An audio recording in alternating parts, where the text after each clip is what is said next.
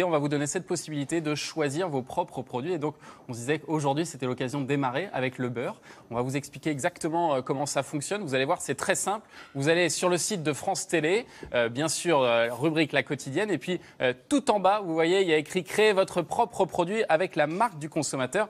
Vous cliquez là-dessus. Et alors là, vous allez arriver sur un questionnaire qui est assez court. Il va y avoir 6 questions et il y a cet indice-là et ce chiffre qu'il faut reconnaître aussi. C'est le prix de base du beurre. Et en répondant à ces questions, en choisissant les nouveaux critères, ce prix va peut-être évoluer. Très concrètement, Laurent, la première question, donc c'est la rubrique origine du lait.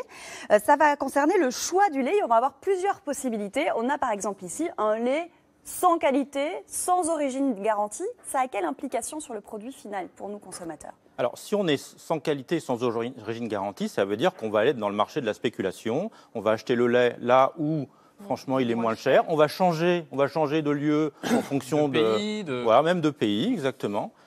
Nous, l'idée, c'est évidemment d'utiliser le lait C'est qui le patron pour fabriquer le beurre. Ouais. Et avec un critère, un autre critère derrière. Mais on le fait voter. Voilà, éventuellement, on peut même choisir le lait C'est qui le patron dans un rayon de 80 km autour de l'endroit. Alors ça, c'est une contrainte supplémentaire. Donc ça va coûter encore plus cher si jamais on choisit. Bah oui, parce qu'on réduit encore plus, évidemment, le nombre de fournisseurs possibles. Mais au niveau environnemental, c'est meilleur. Est-ce que le bien-être animal est un critère ?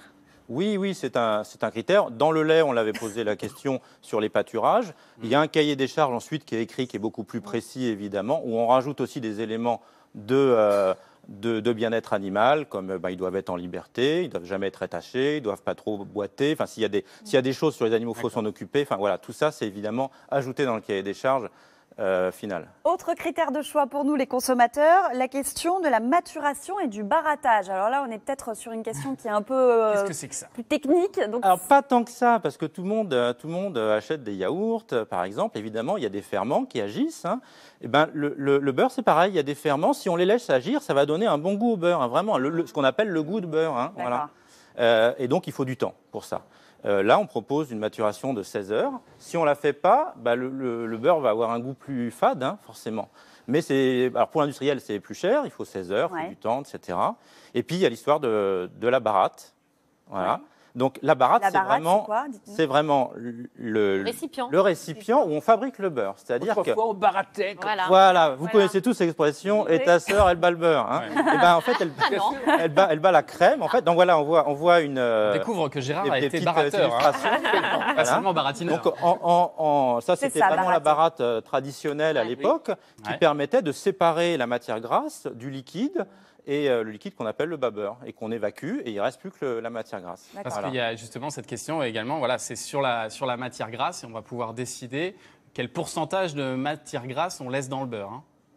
Alors c'est du beurre léger à 41%. Voilà, donc là on propose évidemment allégé à 60%. C'est le jeu. On doit proposer toutes les. Il faut pas hésiter. Évidemment, un vrai beurre, c'est un beurre à 82% de matière grasse. Beurre normal. Oui. Voilà. Mais après, il y a des beurres allégés.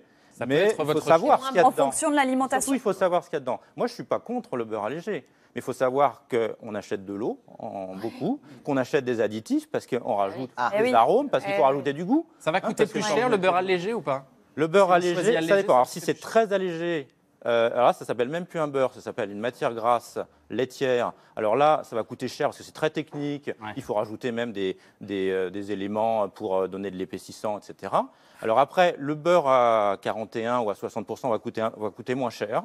Parce que bon, c'est quand même de l'eau qui remplace le beurre. Donc forcément, c'est la matière grasse qui coûte cher. Hein. Et puis on pourra choisir aussi la nourriture, des vaches. Et il y a aussi cet élément-là qui est très important, et on en parlait en tout début, c'est le soutien aux agriculteurs et à une certaine forme d'agriculture.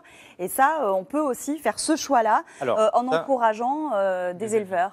Voilà, exactement. On peut encourager les éleveurs à pratiquer une bonne alimentation. J'ai parlé tout à l'heure des oméga 3 qui sont une bonne matière grasse.